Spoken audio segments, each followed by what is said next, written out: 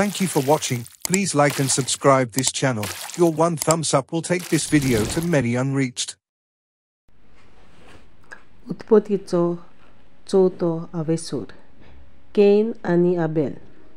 आदामाक आपले बायले एवे कडेन कुडीचो एकवट केलो. ती गर्भेस जाली आनी कैनाक जल्म दिलो. म्हणून सर्वेस्पराच्या आदारान म्हाका एक दादल्या लिंगाचो भुरगो मेळ्ळो. त्या उपरांत तिणें आबेलाक कैनाच्या भावाक जल्म दिलो. आबेल मेंढरां राखतालो आनी कैन शेतकामत करतालो.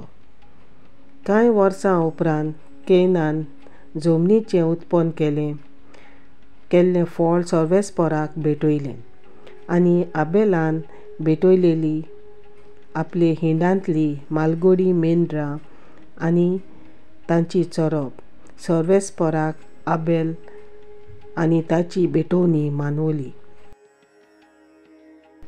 पूण कैनाची आनी ताची भेटवणी ताका मानूंक ना.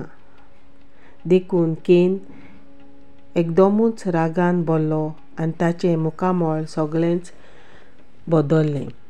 तेन्ना सर्वेस्परान कैनाक म्हणलें, कित्याक म्हूण तूं रागान भरलाय आनी तुजें मुखामळ बदल्लां?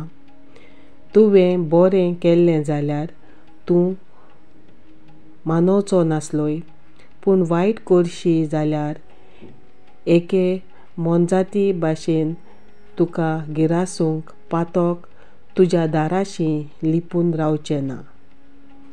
पूण तुवें ताका दोमावंक जाय.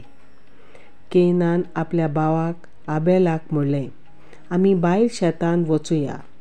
आनी एकदां शेतान पावतच कैनान आपल्या भावाक आबेलाक जिवेशी मारलो. तेन्ना सर्वेस्परान कैनाक विचारलें, तुजो भाव आबेल खंय आसा? ताणें जबाब दिलो, हांव नकळो. हांव म्हज्या भावाचो राखणो कितें?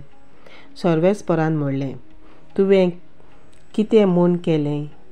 जमनीर तावन तुज्या भावाचें रगत म्हाका उलो मारता. आतां तुजेर शिराप पडूं आनी जे जमनींतलो तुज्याच हातांनी तुज्या भावाचें रगत घेवंक तोंड उगडलां तेच जमनींतलो तूं भायर पडूं. तूं जमीन कामायज करतलोय, पूण ती तुका फळ दिवची ना. पृथ्वीवेर तूं पारपोळ आनी परदेशी कसो भोंवतलोय. कैनान सर्वेस्पराक म्हणलें, सोंसूंक जायना तसली म्हजी कास्त. पळय, आयज हे जमनीवेलो तुवें म्हाका धांवडायलोय आनी तुज्या मुखावेलो हांवें लिपूंक जाय. एक पारपोळ आनी परदेशी कसो हांवें भोंवचें पडलें आनी म्हाका वाटेर मेळटात तीं म्हाका जिवेशी मारूंक येतलीं. सर्वेस्परान म्हणलें, ना, अशें घडचें ना. कोणूय कैनाक जिवेशी मारीत ताचेर 7 पावटी अदीक कास्त पडटली. अशें कोणूय कैनाक जिवेशी मारूंक आयल्यार ताणें ताका मारिना जावंक सर्वेस्परान कैनाचेर एक शिक्को मारलो. तेन्ना कैन सर्वेस्पराच्या फुड्यांतलो कडसरून गेलो आनी वैकुंठाचे उदेंतीक नोद म्हणटा त्या गांवांत ताणें आपलें ठिकाण केलें. कैनाची संसोत. कैनान आपले पत्नी कडेन कुडीचो एकवट केलो. ती गर्भेस जाली आनी एनोकाक जल्म दिलो.